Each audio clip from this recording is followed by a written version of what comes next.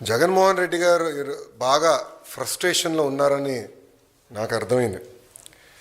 అధికారంలో ఉన్నప్పుడు దౌర్జన్యాలు, ఇంకో పక్కన అవినీతి అడ్డగోలుగా వ్యవహరించారు. ప్రతిపక్షానికి వచ్చిన తర్వాత ఈరోజు నీతులు విలువల గురించి మాట్లాడుతూ నిజంగానే చాలా చాలా ఆశ్చర్యంగా ఉంది. జగన్మోహన్ రెడ్డి గారిలో మేమందరం కోరుకునేది ఏంటంటే, ఒక ముఖ్యమంత్రిగా పనిచేసిన వ్యక్తి ఉందాతనంగా మాట్లాడతారు, వాస్తవాల దగ్గరగా మాట్లాడతారు, ఒక వ్యక్తిని కించపరిచే విధంగా మాట్లాడతారని, కించపరుచుకునే విధంగా మాట్లాడతారని అనుకున్నాం.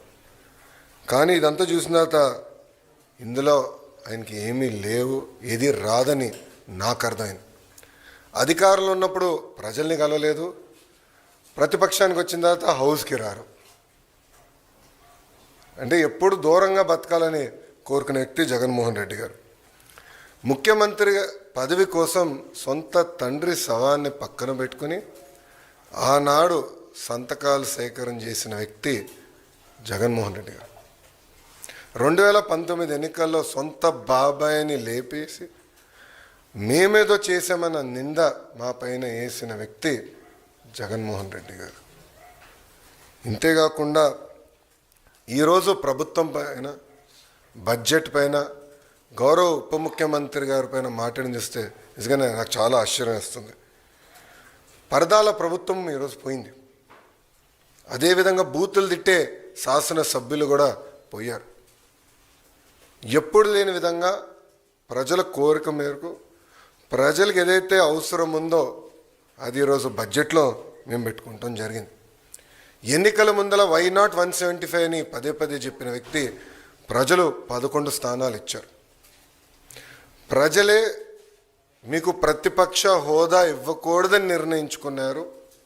అది ఆయన ఇప్పుడు కూడా తెలుసుకోకుండా నిన్న చెప్పా, వన్డే ముఖ్యమంత్రి అని. కరెక్ట్గా హౌస్ ప్రారంభమయ్యే రోజు మొదటి రోజు వస్తారు, నాకు ప్రత్యేక హోదా, క్షమించాలి, నాకు ప్రతిపక్ష నేత హోదా ఇవ్వాలి అని కోరుకుంటాడు, వెళ్ళిపోతాడు. మళ్ళీ ఎప్పుడు ఆయన కంపడరు. అలాంటి పరిస్థితి మనందరం చూస్తున్నాం. ఇప్పుడు ఆయన ఆలోచించాలి, ఎందుకు 11 స్థానాలు ప్రజలు ఆయనకి ఇచ్చారు. ఆయన ఆలోచించాలి, ఎందుకు సొంత తల్లి, చెల్లి, కార్యకర్తలు, నాయకులు ఆయన నమ్మట్లేదని. మొన్న బ్యాలెట్ ద్వారా దాదాపు 67% ఓట్లు కూటమి అభ్యర్థులు ఆల్పాటి రాజేంద్ర ప్రసాద్ గారు, ఇంకో పక్కన రాజశేఖర్ గారు ఓట్లు సాధించారు. నేను చెప్పా, ఈవీఎం అయినా బ్యాలెట్ అయినా గెలుపు కూటమి ప్రభుత్వంది అని. అలాంటిది ఈరోజు గౌరవ ఉప ముఖ్యమంత్రి గారిని కించపరిచే విధంగా ఆయన మాట్లాడారు. ఆయన మాజీ ముఖ్యమంత్రి జగన్మోహన్ రెడ్డి గారు ఒకసారి ఆలోచించారు. మొన్న ఎన్నికల్లో ఆయనకు వచ్చిన మెజారిటీ ఎంత, గౌరవ ఉప ముఖ్యమంత్రి గారికి వచ్చిన మెజారిటీ ఎంత. మొన్న జరిగిన ఎన్నికల్లో వైకాపాకి ఎన్ని సీట్లు వచ్చినాయి, జనసేన పార్టీకి ఎన్ని సీట్లు వచ్చినాయో ఆయన ఒకసారి ఆలోచించాలి. అంతేగాని నోరుంది కనుక ఇప్పుడు కూడా నేను అనుకుందే రైటు, అధికారంలో ఉన్న వాళ్ళు నేను కించపరిచే విధంగా మాట్లాడతాను, ఎగతాళి చేస్తూ ఉంటాం, నిజంగానే చాలా చాలా బాధాకరం. ఈరోజు రాష్ట్రంలో మీరు చూస్తే ఎప్పుడు లేని విధంగా మన అభివృద్ధి కార్యక్రమాలు మనం ప్రారంభించుకున్నాం. ఎప్పుడు రాని విధంగా ఈరోజు పెద్ద ఎత్తున ఆంధ్ర రాష్ట్రానికి పెట్టుబడులు వస్తున్నాయి. మీరు చూసారు, ఒక టీసీఎస్ కానీ, ఆర్సిలర్ మిత్తల్ కానివ్వండి, ఎన్టీపీసీ గ్రీన్ కానివ్వండి, రిలయన్స్ సిబిజీ ప్రాజెక్టులు కానివ్వండి, ఇట్లా అనేక పెట్టుబడులు ఎప్పుడు రాని విధంగా మన రాష్ట్రానికి వస్తున్నాయి. గత ప్రభుత్వం కనీసం గుంటలు కూడా పూడ్చలేదు, ఆ గుంటలు పూడ్చే కార్యక్రమం కూడా మేము తీసుకుంటున్నాం. అంతేకాకుండా ఎప్పుడు జరిగిన విధంగా సంక్షేమం కూడా మేము చేస్తున్నాం. ప్రజలందరూ ఒక విషయం గమనించాలి, 2014లో పెన్షన్ 200 రూపాయలు, చాలని పెన్షన్ని 2000 రూపాయలు మేము చేసాం. 5 సంవత్సరాలు 2000 చేసాం. గత ప్రభుత్వం 1000 రూపాయలు పెంచేదానికి 5 సంవత్సరాలు తీసుకుంటే మొదటి నెలలో మేము అదే పెన్షన్ ఇంకో 1000 రూపాయలు మేము పెంచాం. వికలాంగులకి 6000 రూపాయలు ఇస్తున్నాం. బెడ్కి పరిమితమైన వాళ్ళకి నెలకి 15,000 రూపాయలు ఈరోజు కూటమి ప్రభుత్వం అందజేస్తుంది. ఇంకో పక్కన అన్న క్యాంటీన్, గత ప్రభుత్వం అన్న క్యాంటీన్ మూసేస్తే మన ప్రభుత్వం ఏర్పడినంటే 198 అన్న క్యాంటీన్లు తిరిగి ప్రారంభించాం. ఎవ్వరు ఊహించిన విధంగా 1 కోటి గ్యాస్ సిలిండర్లు ఈరోజు కూటమి ప్రభుత్వం ఉచితంగా అందజేసింది. ఇంకా ఇసుక కూడా మీరు చూశారు, కేవలం లోడింగ్ ఛార్జీలు, ట్రాన్స్పోర్టేషన్ ఛార్జీలు తప్ప ఇసుకను కూడా మనం ఫ్రీ చేసాం. ఇంకా మిడ్ డే మీల్లో కానివ్వండి, సంక్షేమ హాస్టల్స్లో కానివ్వండి, ఈరోజు ఫైన్ రైస్ కూడా మన ప్రభుత్వం అమలు చేయబోతుంది. ఇంకా మే నెలలో తల్లికి వందనం కార్యక్రమం కానివ్వండి, అన్నదాత సుఖీభావ కార్యక్రమం కూడా అమలు చేయబోతున్నాం. 5 సంవత్సరాలు వాళ్ళు ఒక్క డిఎస్సి వేయలేదండి.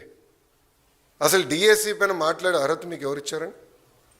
నిరుద్యోగులు మా పైన బాధ్యత పెట్టారు. మొన్న జరిగిన గ్రాడ్యుయేట్ ఎన్నికల ఫలితాల తర్వాత బాధ్యత మాకు పెరిగింది.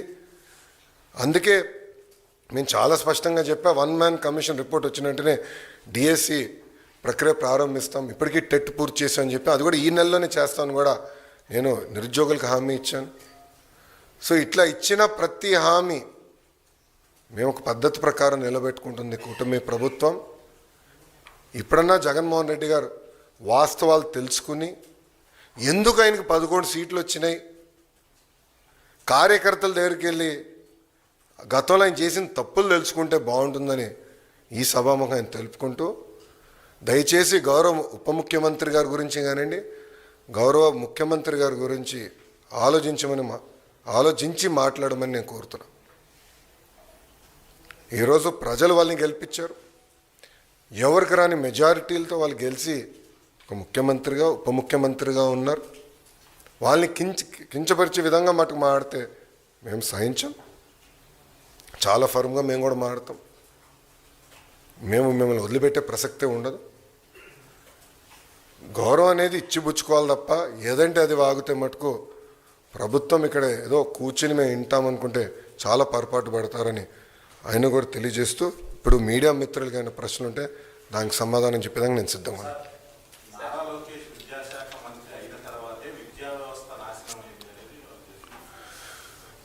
జగన్మోహన్ రెడ్డి గారు హెలికాప్టర్లో తిరిగేవాడండి. ఆయన పైన హెలికాప్టర్లో తిరుగుతుంటే కింద చెట్లు నరికిన రోజులున్నాయి. ఆయన హెలికాప్టర్లో తిరుగుతుంటే కింద ట్రాఫిక్ ఆపేసిన రోజులు కూడా ప్రజలు చూశారు. అందుకే వాస్తవాలు ఆయన తెలీదు. గత ప్రభుత్వం 5 సంవత్సరాలు 12 లక్షల మంది పిల్లలు ప్రభుత్వ పాఠశాలకు దూరం అయ్యారు. ఎందుకు అయ్యారో ఆయన సమాధానం చెప్పమనండి. ఐబీ స్కూల్ ఆయన పెట్టలేదు. ఐబీ వాళ్ళ దగ్గర ఒక రిపోర్ట్ తీసుకునేదానికి 5 కోట్ల రూపాయలు ప్రభుత్వం వృధా చేసింది. టోఫెల్ ఎక్కడ సక్రమంగా అమలు చేయలేదు. సిబిఎస్ఈ స్కూల్స్ తీసుకురాలేదు. సిబిఎస్ఈ ఎగ్జామ్కి మన పిల్లలు పంపిద్దామన్నారు. నేను మాక్ టెస్ట్ పెట్టా, ఎందుకంటే నేను కూడా సిబిఎస్ఈ స్టూడెంట్. మాక్ టెస్ట్ పెట్టా. అది నేను చూసిన మాక్ టెస్ట్ నిర్వహించిన తర్వాత 90% మంది పిల్లలు ఫెయిల్ అయ్యారు. అప్పుడు నేను భయపడ్డా, ఎందుకంటే పిల్లలు రెడీగా లేరు. 3 సంవత్సరాలు పోస్ట్పోన్ చేసి పిల్లలు రెడీ చేద్దాం అనే లక్ష్యంతో పనిచేశాం. సో ఇప్పుడన్నా వాస్తవాలు తెలుసుకుని ఆయన మాడితే బాగుంటుంది. అయినా ఇంత చర్చ జరగాలంటే శాసనసభకు రావచ్చు కదండి. ఎవరు రావద్దు అంటున్నారు ఆయన? ఏంటమ్మా? మీడియా మిత్రులు మీరు అందరూ ఒకటి గమనించాలి. రోడ్లపైన పోలీసుల సంఖ్య తగ్గింది. పోలీసులు పెద్ద కంపట్ల, పరదాలు లేవు. ఎవరంటే వాళ్ళు ప్రశాంతంగా రావచ్చు. ఆయన ఒక పులివెందుల ఎమ్మెల్యేగా ఆయన హక్కులు ఉన్నాయి. ఆ హక్కులను వినియోగించుకోవచ్చు. హౌస్కి రావచ్చు. ప్రజల సమస్యల గురించి అక్కడ ప్రస్తావించవచ్చు. కానీ నిన్న ఎప్పుడైతే భారీ మెజార్టీతో కూటమి గ్రాడ్యుయేట్ ఎమ్మెల్సీలు గెలిచారో ఆయన భయం పట్టుకుని బెంగళూరు నుంచి ప్రత్యేక విమానం వేసుకుని పరిగెత్తుకుంటూ వచ్చి ఈరోజు ప్రెస్ మీట్ పెట్టారు. 2 రోజులు మళ్ళీ బెంగళూరుకి వెళ్ళిపోతాడు. దాంట్లో ఎలాంటి డౌట్ వద్దు మీకు. కరెక్ట్గా 2 రోజులు ఉంటే 2 రోజుల తర్వాత బెంగళూరుకి వెళ్ళిపోతాడు. సో రమ్మని చెప్పండి, ఆయన్ని రమ్మని చెప్పండి. చట్టాన్ని ఉల్లంఘించి ప్రతిపక్ష హోదా ఇవ్వమంటారు ఆయనకి? ఇప్పుడు జగన్మోహన్ రెడ్డి గారికి చట్టాన్ని ఉల్లంఘిస్తాం బాగా అలవాటు స్వామి. అందుకే అన్ని కేసులు ఉన్నాయి ఆయన పైన. ఇప్పుడు రూల్స్ ఏం చెప్తుంది? పార్లమెంట్ కానివ్వండి, అసెంబ్లీ రూల్ బుక్ చాలా స్పష్టంగా 10% ఉండాలి అని చెప్తుంది. మళ్ళీ ఆయనే గతంలో చెప్పాడు కదా, గౌరవ ముఖ్యమంత్రి గారిని చూస్తూ ఆ గతంలో ఆయనే చెప్పాడు కదా, ఒక 4-5 ఎమ్మెల్యేని లాగేస్తే ప్రతిపక్ష హోదా కూడా మీకు ఉండదు అని చెప్పాడు కదా.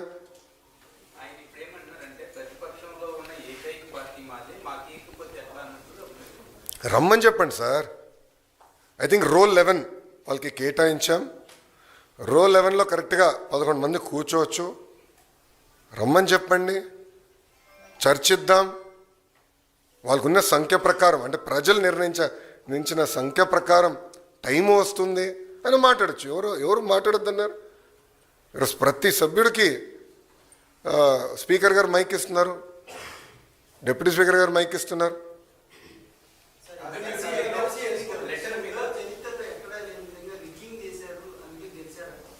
ఎవరన్నారండి? ఆయన అసలు ఆంధ్ర రాష్ట్రంలో ఉంటే కదండి స్వామి ఎన్నికలు ఎటు జరిగినాయో తెలిసేదానికి. ఆయన వెళ్ళి బెంగళూరులో పడుకుని ఇక్కడ ఎన్నికల గురించి మాడితే ఆశ్చర్యంగా లేదా అన్న? ఆయన పొలిటీషియనా? నేను అడుగుతున్నా. ఇప్పుడు నేను కూడా పాదయాత్ర చేశాను సార్. పాదయాత్ర చేసిన తర్వాత నిరంతరం ప్రజల్లో ఉండాలని కోరుకుంటా, ఆర్నిసలు కలుస్తా. ఆయన్ని కలవకుండా, అంటే 5 సంవత్సరాల్లో దాదాపు 20 మంది శాసనసభ్యులు ఆయన కలవలేకపోయారు. గుర్తుపెట్టుకోండి. ప్రతిపక్షానికి వచ్చిన తర్వాత కూడా ఇప్పటికీ 8-9 నెలలు అయింది. ఆయన సొంత కార్యకర్తలు కలవట్లేదండి. మళ్ళీ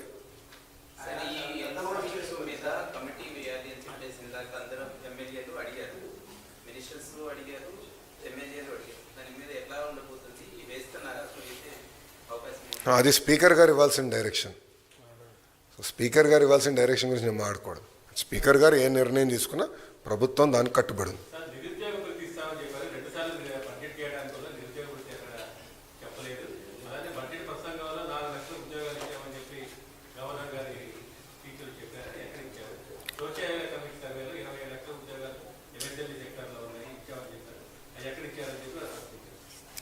చాలా స్పష్టంగా మేము చెప్పింది, మొదటి హామీ 20 లక్షల ఉద్యోగాలు కల్పిస్తాం అనేది మన ప్రభుత్వం అధికారంలో రాకుండా ముందు ఇచ్చిన హామీ. మీరు నా స్పీచ్ కూడా చూడండి. బోత్ ప్రైవేట్ ప్రభుత్వం కలిపి 20 లక్షల ఉద్యోగాలు కల్పిస్తామని మేము చెప్పాం. మీరు చూస్తే ఇప్పటికీ 6 లక్షల కోట్ల పెట్టుబడికి మేము ఒప్పందాలు కుదిరించుకున్నాం. అవన్నీ ఇప్పుడు గ్రౌండింగ్ అవుతున్నాయి. తద్వారా 4 లక్షల మంది యువతకి ఉద్యోగాలు కల్పిస్తామని మేము చెప్పాము. అది స్పీచ్లో ఉంది. మొన్న కూడా కౌన్సిల్లో నేను చూపించానండి. ఇప్పుడు ఒక సూటిగా ఆయన ప్రశ్నిస్తున్నా, 5 సంవత్సరాల్లో మీరు తీసుకొచ్చిన కంపెనీలు ఎన్ని? ఆయనే సమాధానం చెప్పమనండి. ఎంతమందికి ఆయన ఉద్యోగాలు కల్పించాడు? ఆయనే సమాధానం చెప్పమనండి. ఎందుకు ఈ గోలంతా? చెప్పుకునే స్థాయి ఒక్క కంపెనీ తీసుకొచ్చాడు ఆయన? ఎక్కడ స్వామి? 40 లక్షల మందికి ఉద్యోగాలు కల్పిస్తే అసలు నిరుద్యోగుల సమస్య ఎందుకుంటుంది? ఎక్కడ కల్పించాడు? ఎవరు కల్పించాడు? ఆయన బ్రేక్ డౌన్ ఇమ్మని చెప్పండి. అది చెప్పకుండా గాలికి వచ్చే లెక్కలు చెప్తే ఎట్లండి?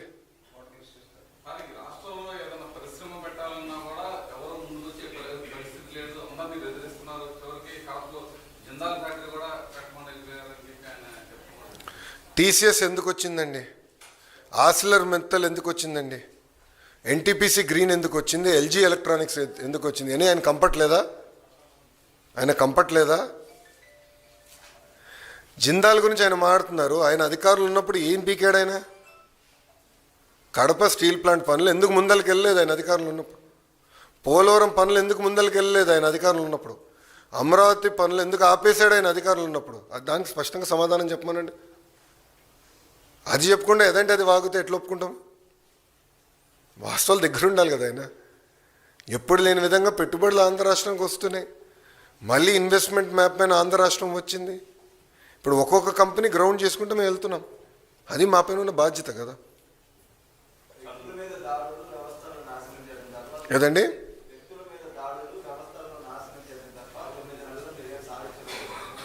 ఏ వ్యవస్థను నాశనం చేశాం మేము? సూటిగా జగన్మోహన్ రెడ్డి గారు నేను ప్రశ్నిస్తున్నా. ఏ వ్యక్తి పైన మేము దాడి చేశాం? జగన్మోహన్ రెడ్డి గారు ఈరోజు ఆంధ్ర రాష్ట్రంలో ఎక్కడికంటే అక్కడ తిరుగుతున్నాడు కదా. ఇప్పుడు 2-3 సార్లు బయటకు వచ్చారు, ప్రశాంతంగా వెళ్తున్నారు కదా. ఆయన గేటుకి మేము తాడు కట్టలేదే. ఆయన వెళ్తున్న వాహనాలపైన చెప్పులు మేము వేయలేదే. ఆనాడు చంద్రబాబు నాయుడు గారు పల్నాడు ప్రాంతానికి వెళ్ళాలంటే గేట్కి తాడు కట్టారండి. అంతేకాకుండా ఏకంగా అమరావతి సందర్శించేదానికి మేము అందరం బస్సులో వెళ్తుంటే వైకాపా కార్యకర్త ఆ బస్ మీద ఇసిరేశాడు. అప్పుడున్న డీజీ ఏమన్నాడండి, ప్రజాస్వామ్యంలో ఎక్స్ప్రెషన్ అంటే ఇది ఫ్రీడమ్ ఆఫ్ ఎక్స్ప్రెషన్ అంటే చూడండి ఏ స్థాయికి వెళ్ళారు. వాళ్ళు తప్పులు గతంలో చేశారు, దానికి వాళ్ళు చిక్కుంటున్నారు. దానికి మేమేం చేయగలుగుతాం? చట్టం దాని పని చేసుకుంటూ వెళ్తుంది.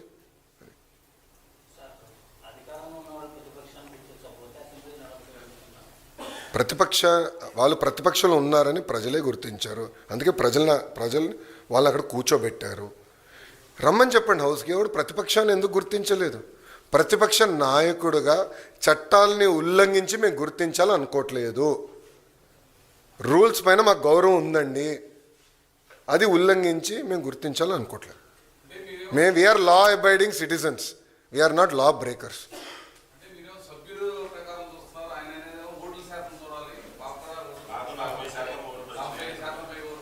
అవునమ్మా, రూల్ బుక్ ఏమంటుందండి?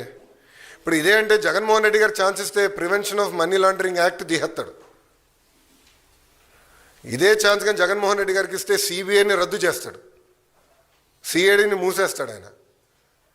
ఎందుకంటే ఆయన దందాకి అడ్డొస్తున్నారు కదా వీళ్ళు. రూల్ బుక్ ఏం చెప్తుంది? 10% ఉండాలి. ఇప్పుడు ఒక విషయం చెప్తున్నానండి, నేను ఎమ్మెల్యేగా గెలవకపోతే నేను హౌస్కి రావాలనుకుంటే ఎట్లా అండి? ఇప్పుడు ఒక్క ఓటుతో ఓడిపోయినా ఓటమియే, ఒక ఓటుతో గెలిచినా గెలుస్తామే.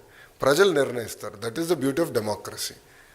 ఇప్పుడు అరవింద్ కేజ్రీవాల్ గారు ఓడిపోయారు, నేను అసెంబ్లీకి రావాలని అంటే నాకు ఇంత పర్సెంటేజ్ ఓటింగ్ వచ్చింది, 40% ఓట్లు నాకు వచ్చింది, నేను హౌస్లోకి వస్తాను, అసెంబ్లీలోకి వచ్చి కూర్చుంటానంటే ఎట్లా అవుతుందండి? ఇది ఒక సిస్టమ్ ఉంది డెమోక్రసీలో. ఆ సిస్టమ్ మనం అందరం పాటించాలి కదా.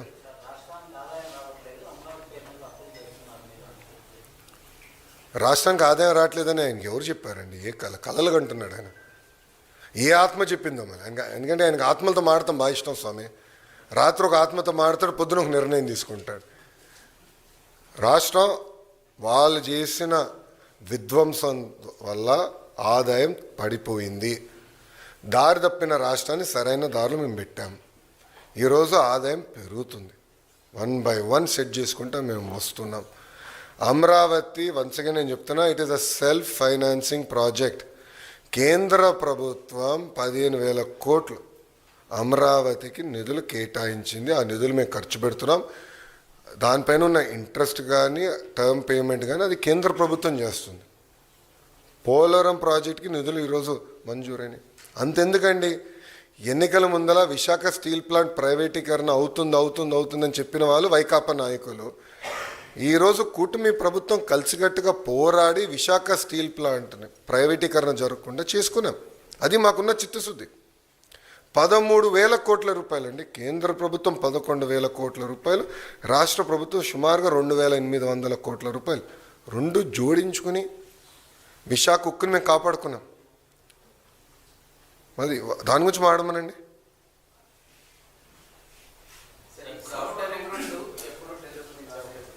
అది మంత్రి నారాయణ గారు సమాధానం చెప్తారు. నాకు అంత ఐడియా లేదమ్మా.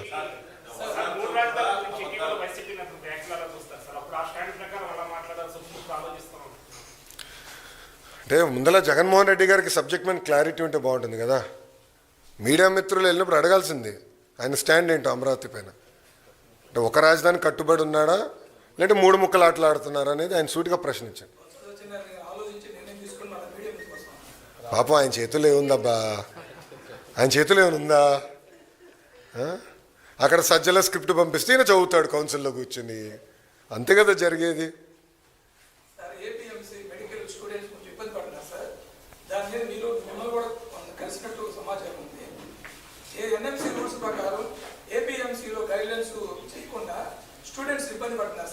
No. We are following NMC rules. We are strictly following NMC rules.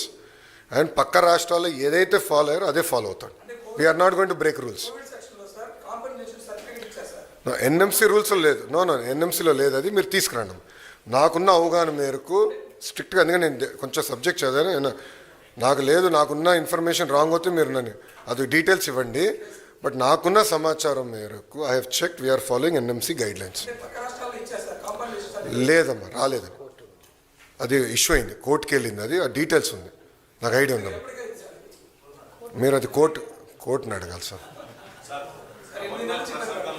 అమ్మా ఐ అండర్స్టాండ్ అమ్మా, ఇది కొత్త ఇష్యూ కాదు, ఇది నలుగుతున్న issue. But NMC guidelines నేను ఫాలో అవ్వాలి. I'm duty bound by certain guidelines. అది నేను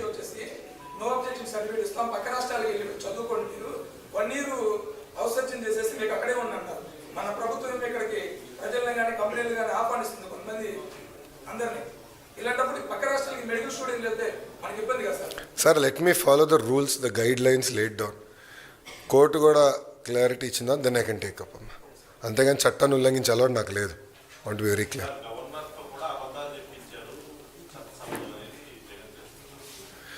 అమ్మా మీరు గమనిస్తే వాస్తవాలే గవర్నర్ గారు పలికారు. చాలా క్లారిటీగా ఉంది. స్పీచ్ పైన కూడా కౌన్సిల్లో వాళ్ళు దుష్ప్రచారం చేయాలని ప్రయత్నించినప్పుడు నేను చాలా స్పష్టంగా చదివి చెప్పాను. దాని తర్వాత నన్ను సోషల్ మీడియాలో కూడా పెట్టి ఉద్యోగాలు ఇవ్వలేదు అనే ట్రోల్ కూడా చేశారు. But I stand by my word. అవాస్తవాలు చెప్తాం మాకు అలవాటు లేదు. ఏముంది దాంట్లో? చాలా స్పష్టంగా ఇన్ని లక్షల కోట్ల పెట్టుబడి, దీని ద్వారా ఇన్ని లక్షల మందికి ఉద్యోగాలు వస్తాయి అని చాలా స్పష్టంగా పేర్కొన్నా. దాన్ని మేము కట్టుబడినాం.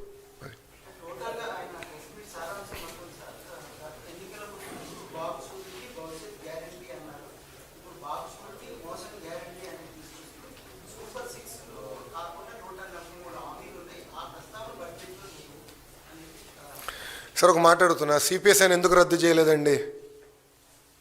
సంపూర్ణ మద్యపాన నిషేధం చేస్తా అన్నారు.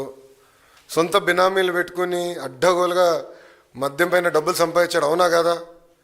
ఓకే, సూటిగా ప్రశ్నిస్తున్నా, సొంత బిడ్డలపైన ప్రమాణం చేయమనండి ఆయన అవినీతి చేయలేదని.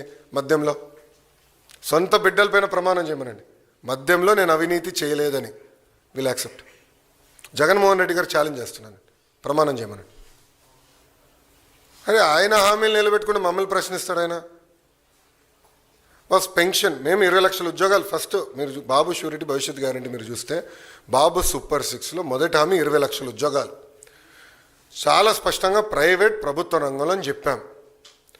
మేము ప్రైవేట్ రంగంలో పెద్ద ఎత్తున పెట్టుబడులు తీసుకొచ్చాం, ఇంకా తీసుకొస్తాం. నంబర్ 2 టెట్ నిర్వహించాం. డిఎస్సి నోటిఫికేషన్ వచ్చి గల 1 మ్యాన్ కమిటీ రిపోర్ట్ వచ్చిన తర్వాత, 1 మ్యాన్ కమిషన్ రిపోర్ట్ వచ్చిన తర్వాత దెన్ నిర్ణయం అంటే మన నోటిఫికేషన్ ఇద్దామని ప్రభుత్వం ఒక నిర్ణయం తీసుకుని, అది ఈ నెలలో వస్తుందని భావిస్తున్నాం. వచ్చిన వెంటనే ఈ నెలలో ఎట్టి పరిస్థితుల్లో నోటిఫికేషన్స్ ఇస్తాం. దాని తర్వాత జాబ్ క్యాలెండర్ కూడా ఇస్తాం. అంటే ఎలాంటి డౌట్ అవసరం లేదు, అది చేస్తాం. పెన్షన్ పెంచాం. ఉచితంగా గ్యాస్ ఇస్తాను, 3 గ్యాస్ సిలిండర్లు ప్రతి ఏటా ఇస్తాను, ఇచ్చాం. ఇంకో పక్కన మీరు చూస్తే మూసేసిన అన్న క్యాంటీన్లు తిరిగి ప్రారంభిస్తాను, చేశాం. విశాఖ ఉక్కు ప్రైవేటీకరణ జరగకుండా చూసుకుంటాను, చేశాం. ప్రైవేటీకరణ జరగకుండా చేశాం.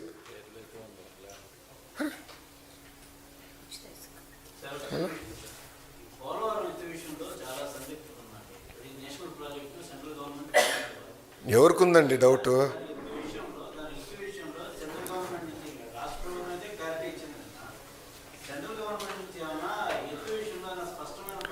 సార్ ఒకటి అడుగుతున్నా, ఎందుకు చేయాలి? నేను అడుగుతున్నా, ఎవరు తగ్గించారని ఎవరు చెప్పారు ఎత్తు? నేను మాస్కింగ్. ఇది ఎట్లుందంటే మీడియా మిత్రులు మీరు ఏమనుకోపోతే, వైజాగ్ వెళ్ళానండి, ప్రెస్ మీట్ పెడుతుంటే ప్రధానమంత్రి గారు వచ్చి చెప్పాలి విశాఖ ఉక్కు ప్రైవేటీకరణ జరగదని. అరే బాస్, మంత్రి గారు చెప్పారు, డబ్బులు వచ్చినాయి, వర్క్ జరుగుతుంది, ఇంకేం హామీ ఇవ్వాలి నైనా అంటే, కేంద్ర ప్రభుత్వం ఎత్తు తగ్గిస్తుంది అని ఇక్కడి నుంచి ప్రకటించిందా? ఒక్క నిమిషం సార్, చాలా స్పష్టంగా 45.7 అని మేము ఎప్పుడు చెప్తానే ఉన్నాం. ఎంతోమంది ఇరిగేషన్ మంత్రులు కేంద్రం నుంచి వచ్చి వాళ్ళు అదే చెప్పారు. ఎత్తు తగ్గించాలని ప్రయత్నించింది వైకాపా ప్రభుత్వం. ఎందుకంటే ఆర్ఎన్ఆర్ ప్యాకేజ్ ఎగ్గొట్టచ్చు, అవసరం లేదని వాళ్ళు ప్రయత్నించారు. కూటమి ప్రభుత్వం చాలా స్పష్టంగా 45.7 కౌంటర్ లెవెల్కి కట్టుబడి ఉన్నాము. There is only one sir, there is only one phase. Central government ఏం ప్రకటించలేదు. రాష్ట్ర ప్రభుత్వం పోలవరం ప్రాజెక్ట్ని 2 విడతలు చేస్తాము అని గత ప్రభుత్వం చెప్పింది, వైకాపా ప్రభుత్వం చెప్పింది. ఆనాటి ఒక నిమిషం అండి పూర్తి, ఆనాటి ఇరిగేషన్ మంత్రి చెప్పాడు, కేంద్ర ప్రభుత్వం చెప్పలేదు. కేంద్ర ప్రభుత్వం goes by what state government says boss.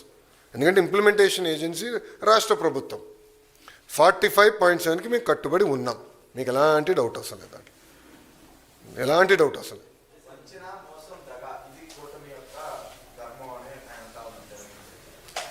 దేనిపైనండి స్వామి? ఈరోజు మేము పరదాలు కట్టుకుని తిరగట్లేదు ఆయనలాగా ముఖ్యమంత్రి గారి ఇంటి చుట్టూ 144 సెక్షన్ పెట్టుకుని బతకట్లేదు మేము. ప్రజాప్రతినిధులు కానీ, సంఘాలు కానీ, ప్రజలు కానీ వచ్చి కలిసిదానికి అద్భుతమైన అవకాశం మేము కల్పిస్తున్నాం. నిరంతరం ప్రజల్లో ఉంటున్నాం. గతంలో గత ప్రభుత్వంలో జరిగిన విధంగా ప్రజా దర్బార్లు పెట్టుకుంటున్నాం. ప్రజల సమస్యలు మేము పరిష్కరించడానికి అహర్నిశలు కష్టపడుతున్నాం. ఈరోజు ఆయన ఆ మాటలు చెప్తే నిజంగానే చాలా ఆశ్చర్యంగా ఉంది. ప్రతిపక్షంకి వచ్చిన తర్వాత కూడా ఆయన సొంత కార్యకర్తలను కలవట్లేదండి. ప్రజలను వదిలేండి, సొంత కార్యకర్తలను కలవట్లే. ప్రతిపక్షానికి వచ్చి 9 నెలలు అయింది. మళ్ళీ ఆయన మాకు నీతులు చెప్తే ఎంత అన్యాయం స్వామి.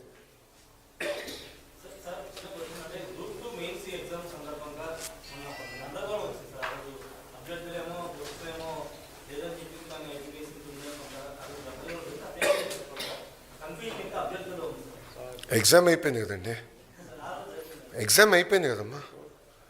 ప్రభుత్వం పైన ఉన్న బాధ్యత ఆ రోజు లేదో ఇట్లా అడుగుతున్నారు, టైం కావాలని అడుగుతున్నారని మేము లెటర్ కూడా రాసాం. ఏపీపీఎస్సీ చైర్మన్ గారు లేదు, యాజ్ పర్ షెడ్యూల్ మేము నిర్వహిస్తాం, మేము ముందరికి వెళ్ళాలని నిర్ణయం తీసుకున్నామని చెప్పారు. It is a constitutional body. Chairman గారు నియమించే అధికారం ప్రభుత్వానికి ఉంది తప్ప తర్వాత వాళ్ళు తీసుకున్న నిర్ణయాలు as a independent body they are taking decisions just like Election Commission. No అయిపోయిందా? షూర్, ఓకేనా? Thank you very much. జై హింద్.